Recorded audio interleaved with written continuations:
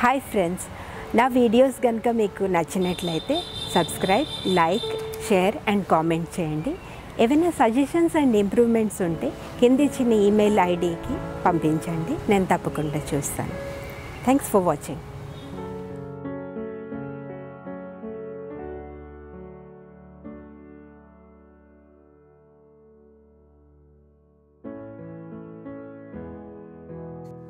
Discharge of a contract.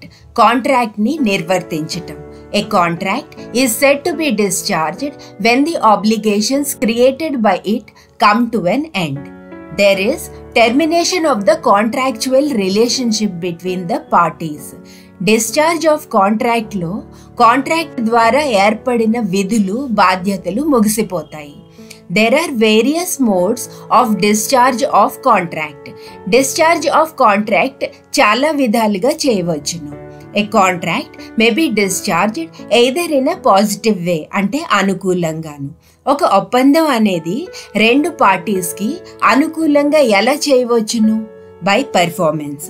కాంట్రాక్ట్లో ఇచ్చిన terms and కండిషన్స్ని నిర్వర్తించడం ద్వారా చేయవచ్చును.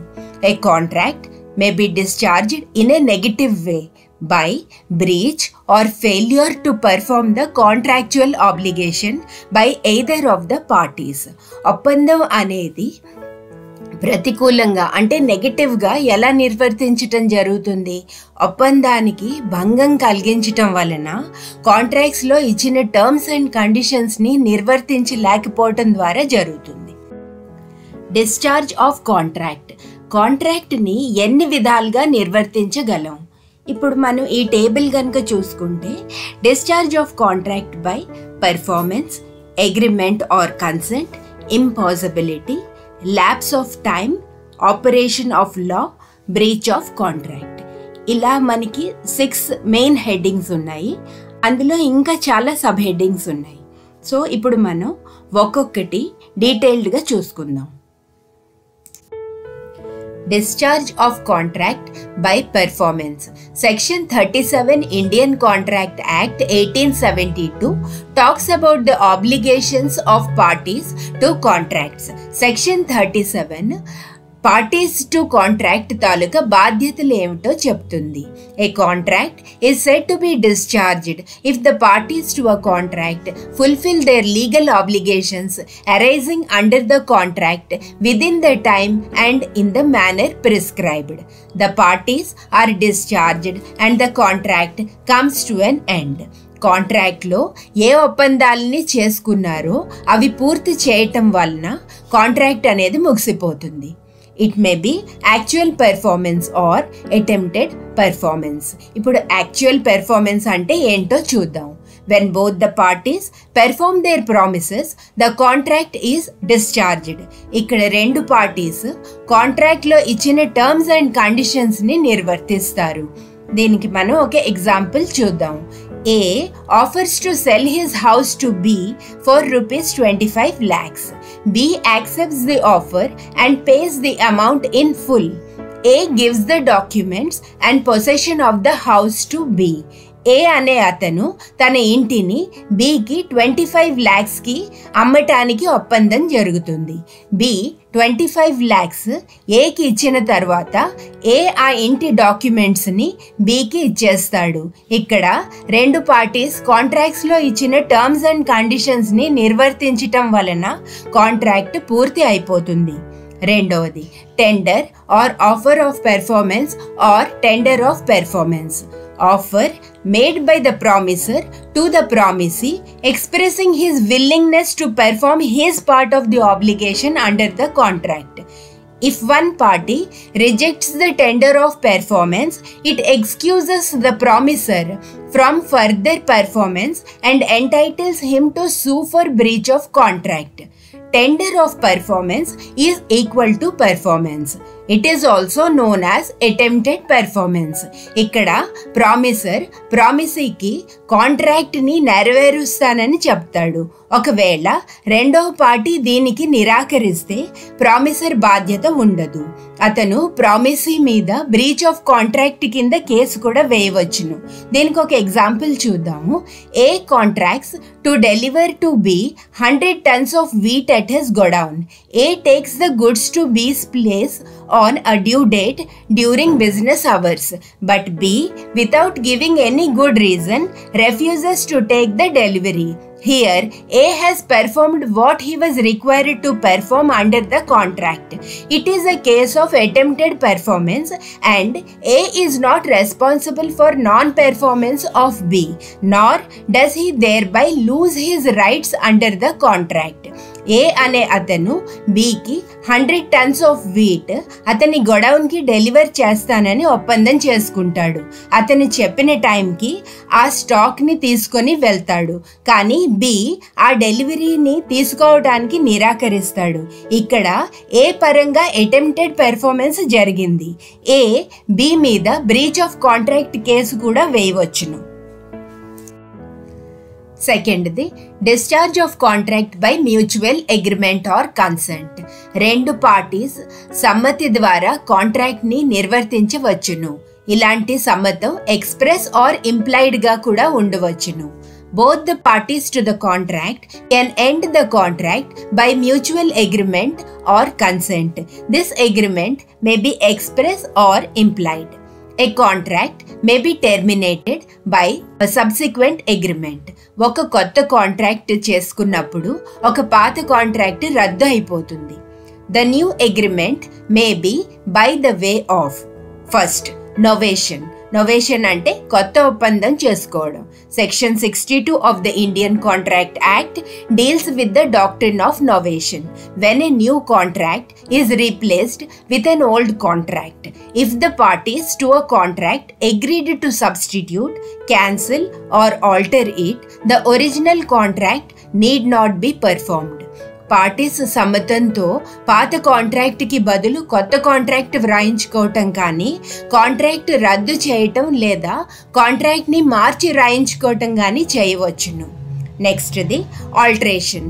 Section 62 of the Indian contract act ఒప్పందం తాలూకా షరతులను మార్చివేయటం.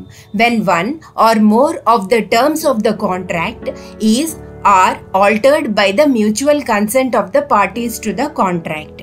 Example, A and B agree to supply 100 tons of rice, but by mutual consent, they may alter the quantity of rice to 125 tons. A, B కి 100 tons బియ్యం supply చేస్తానని ఒప్పందం చేసుకుంటారు.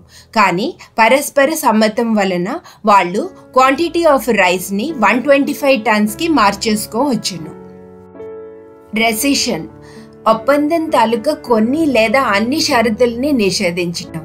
When all or some of the terms of the contract are cancelled. దీనికి example చూద్దాం. A and B agree to supply 100 tons of rice, but by mutual consent they may cancel the contract. A బికి 100 tons బియ్యం supply చేస్తానని ఒప్పందం చేసుకుంటారు. కానీ పరస్పర సమ్మతం వలన వాళ్ళు ఈ కాంట్రాక్ట్నే క్యాన్సిల్ చేసుకోవచ్చు. తర్వాతది remission.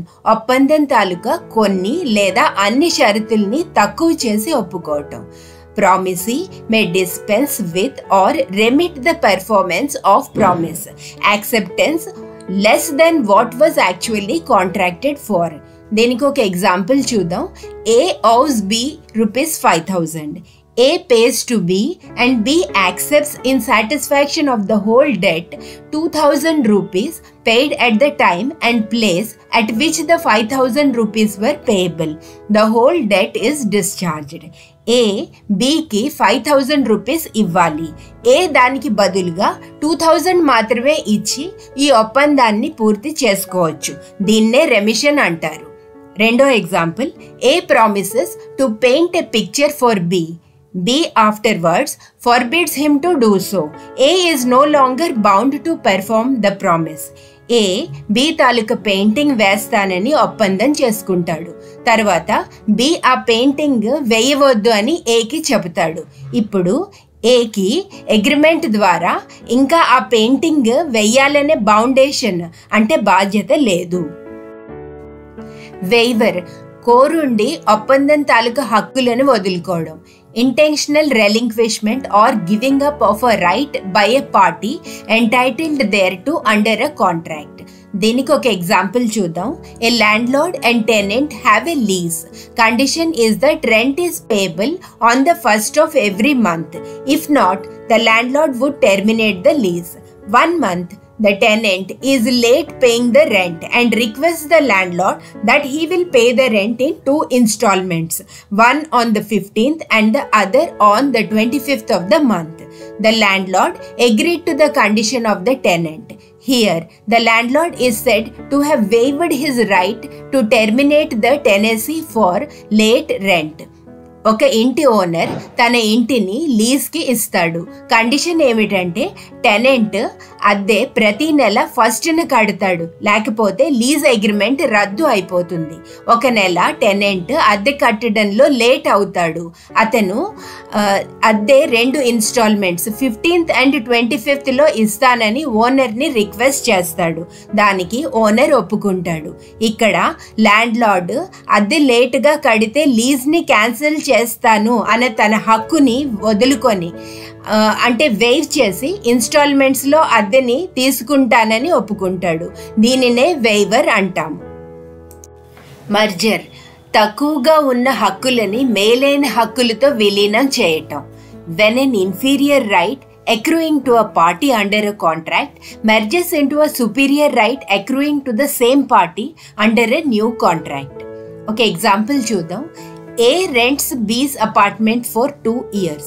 After some time, A offers to buy the property from B, who agrees to sell him the apartment.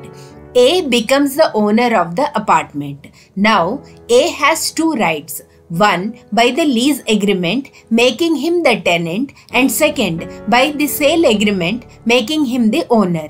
Here, the inferior right of A, being a tenant, merges with the superior right of being an owner of the apartment. A, B తాలూకా అపార్ట్మెంట్ని 2 సంవత్సరాలకి రెంట్కి తీసుకుంటాడు. కొంతకాలం తర్వాత A, B taluka అపార్ట్మెంట్ని కొనుక్కుంటానని offer చేస్తాడు. B దానికి ఒప్పుకొని sale agreement చేస్తాడు. ఇప్పుడు A ఆ అపార్ట్మెంట్కి ఓనర్ అయిపోతాడు. ఏకి 2 రైట్స్ ఉన్నాయి. ఒకటి లీజ్ అగ్రిమెంట్ చేసుకోవటం వలన టెనెంట్ అయిన రైట్, రెండవది అపార్ట్మెంట్ కొనుక్కోవటం వలన ఓనర్ అయిన రైట్. ఇక్కడ ఇన్ఫీరియర్ రైట్ అంటే right of being a tenant అనేది సుపీరియర్ రైట్ అంటే రైట్ ఆఫ్ బీయింగ్ ఎన్ ఓనర్తో మర్జ్ అయిపోతుంది. Discharge by impossibility of performance, ఆచరణ చెయ్యలేనిది. ఒకవేళ అగ్రిమెంట్ చేసుకున్నప్పుడు ఆ చర్య చేసే యోగ్యంగా ఉన్నది, కానీ తరువాత సిచ్యువేషన్స్ వలన అది ఇంపాసిబుల్ యాక్ట్ అవ్వచ్చు.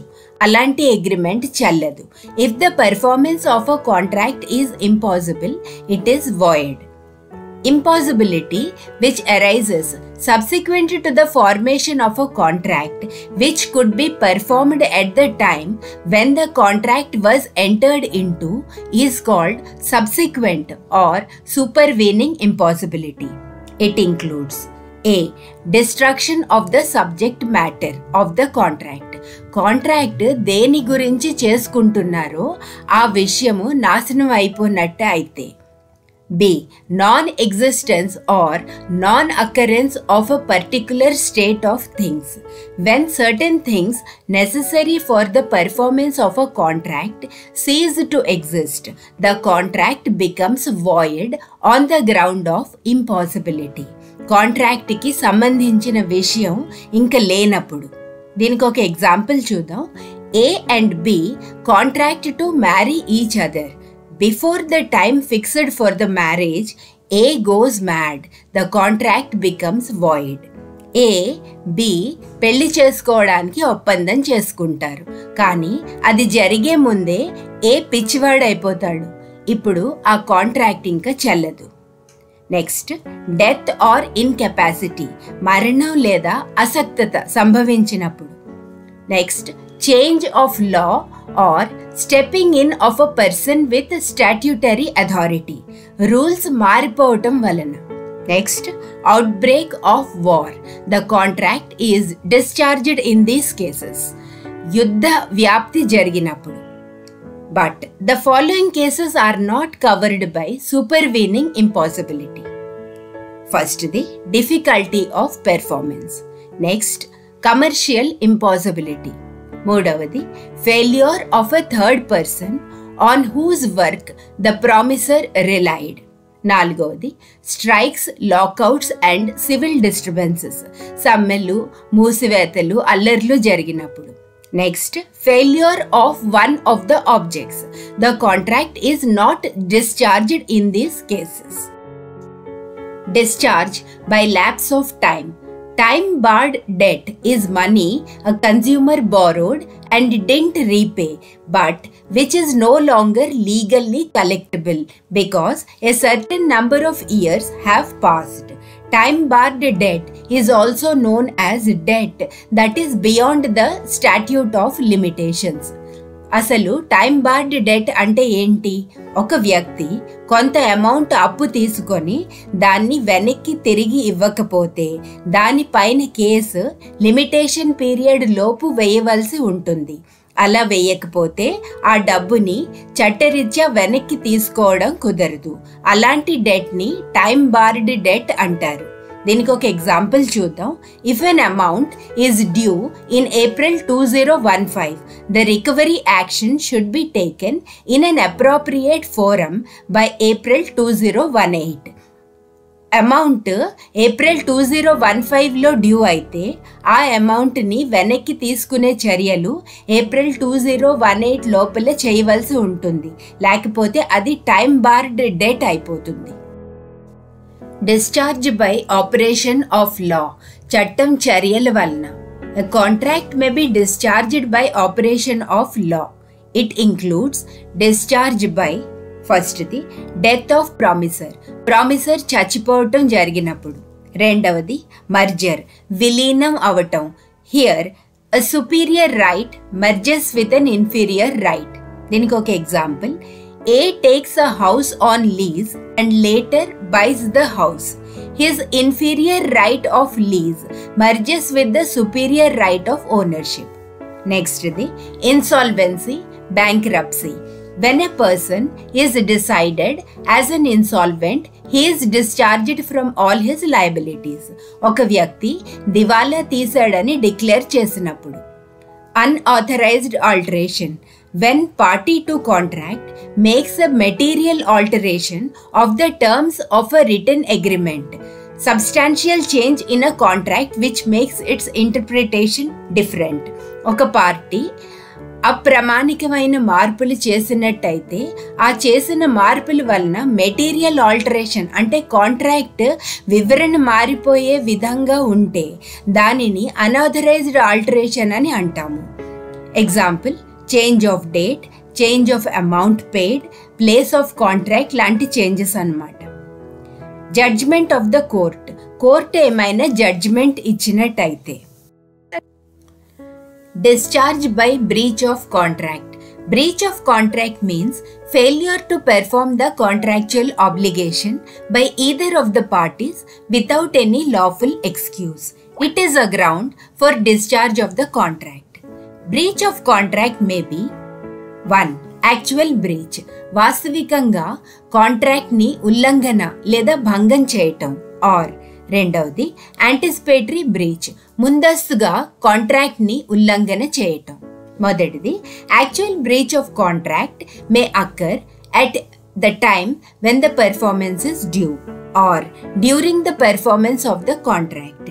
ఈ విధమైన బ్రీచ్ పెర్ఫార్మెన్స్ డ్యూ డేట్కి కానీ పెర్ఫార్మెన్స్ టైంలో కానీ జరిగితే అది యాక్చువల్ బ్రీచ్ ఆఫ్ కాంట్రాక్ట్ అవుతుంది. ఒక ఎగ్జాంపుల్ చూద్దాం. A agrees to supply B 100 tons of rice on 1st January and he does not deliver the rice on that day. A బికి 100 tons ఆఫ్ రైస్ 1st జనవరికి deliver చేస్తానని చెబుతాడు, కానీ చెప్పిన టైంకి డెలివర్ చేయడు. రెండవది anticipatory breach of contract. This contract occurs when a party declares his inability to perform the contract before the performance is due. ఒకవేళ పార్టీ తను పెర్ఫార్మెన్స్ చేయలేనని డ్యూ డేట్కి ముందరే తెలియజేస్తే అది యాంటిసిపేటరీ బ్రీచ్ ఆఫ్ కాంట్రాక్ట్ అవుతుంది. దీనికి ఒక ఎగ్జాంపుల్ చూద్దాం. A agrees to supply B 100 tons of rice on 1st January. He informs B before this date of his inability to deliver the rice on that day.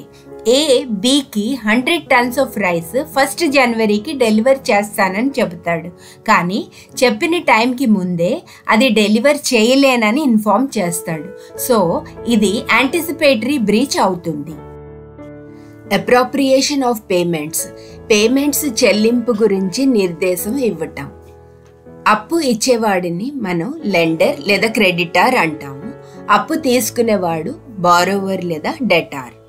When a debtor owes many debts to a single creditor and makes a certain payment which is not enough to clear his whole indebtedness, right is provided to debtor to instruct the creditor that the money which is paid is appropriated to which account, and the creditor is bound by instructions of the debtors. ఒక debtor క్రెడిటార్కి వేర్వేరు అప్పులు బాకీ ఉన్నప్పుడు అతను అవి తీర్చటం కోసం కొంత డబ్బు ఇచ్చినప్పుడు డెటార్ ఏ అప్పులు తీర్చటం కోసం ఏ అమౌంట్ ఇస్తున్నాడో ఇన్స్ట్రక్షన్స్ ఇవ్వవచ్చును. Appropriation according to intimation by debtor. Express instructions ఇచ్చినప్పుడు అప్పు తీసుకునేవాడు కొంత సొమ్ము వెనక్కి ఇచ్చి దానిని ఎలా అప్రోప్రియేషన్ చేయాలో చెబితే అతని ఆదేశాల ప్రకారం ఆ అమౌంట్తో లోన్ తీర్చబడుతుంది. ఒక ఎగ్జాంపుల్ చూద్దాం.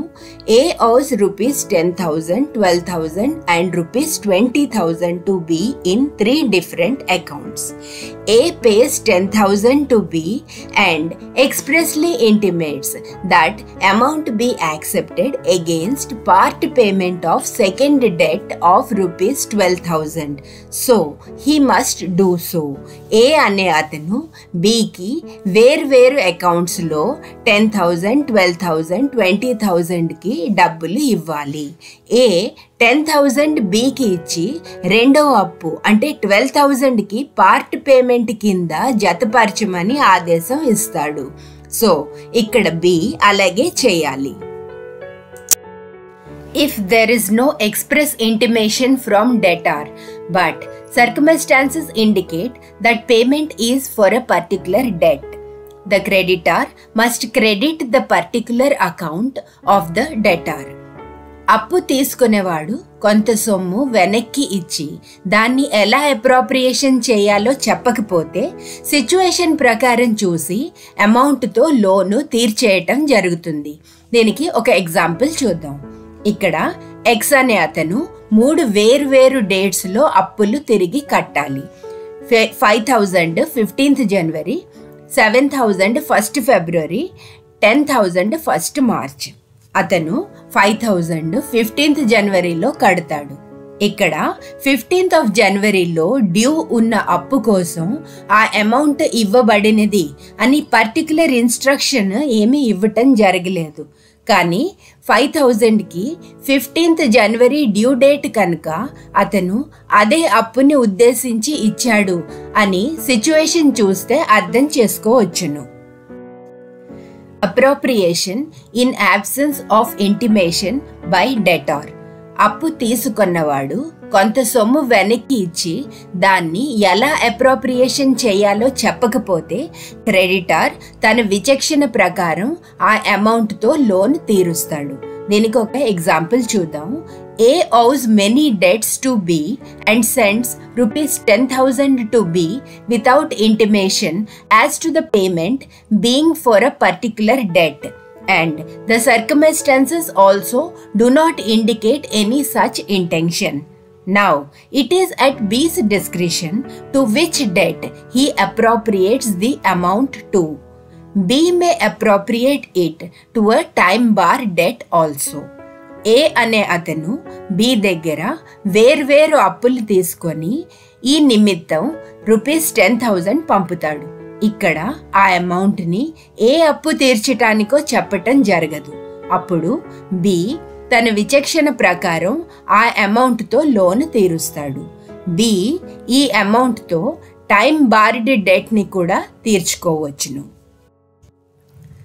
Application of payment where neither party appropriates.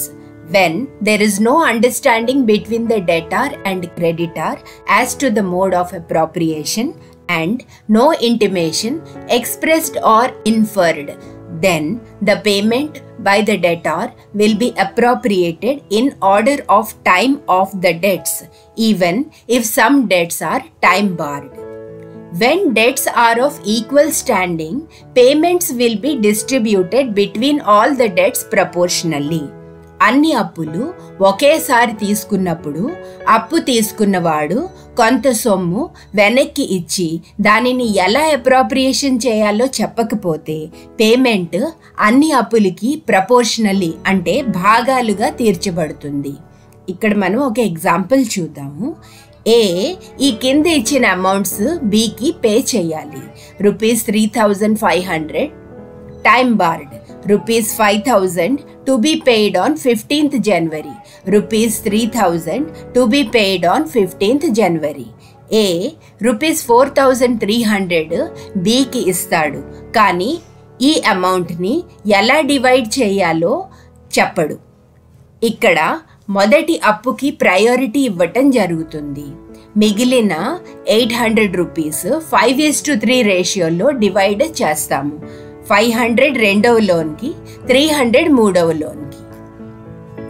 Priority to the payment of interest.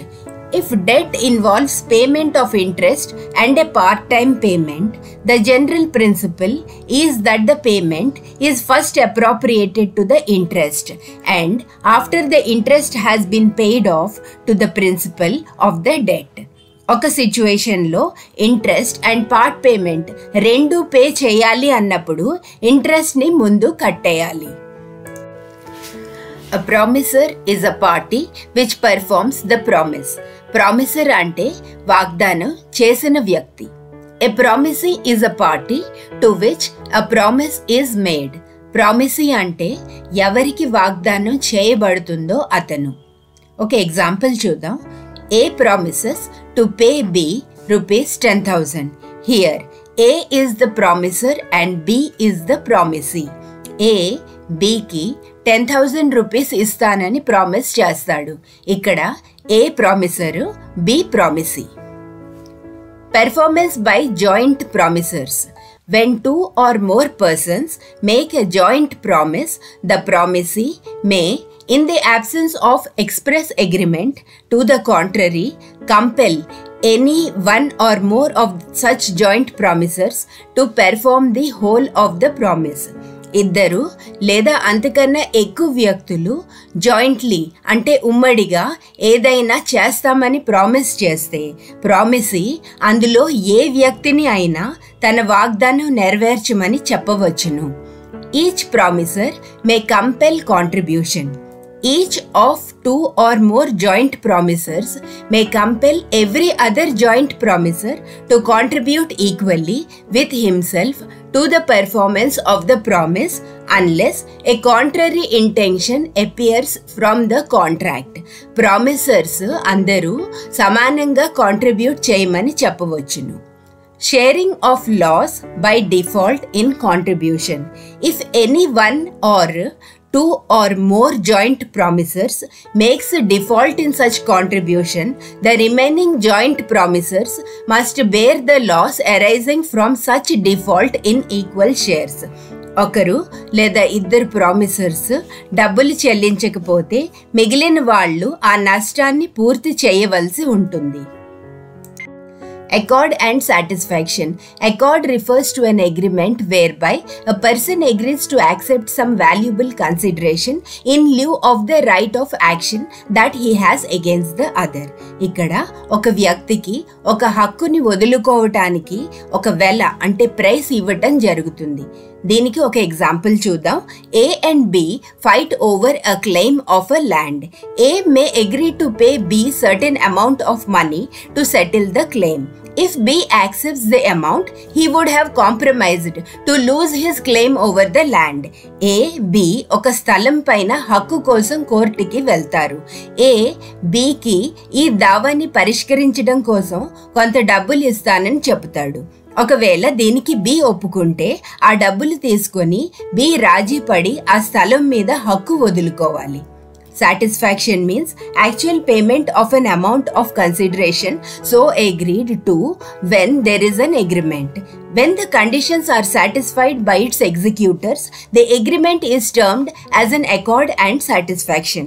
Compromise అయి డబ్బులు చెల్లించిన తరువాత రెండవ పార్టీకి భవిష్యత్తులో ఆ విషయం లేదా వస్తువు మీద ఏ విధమైన హక్కులు ఉండవు.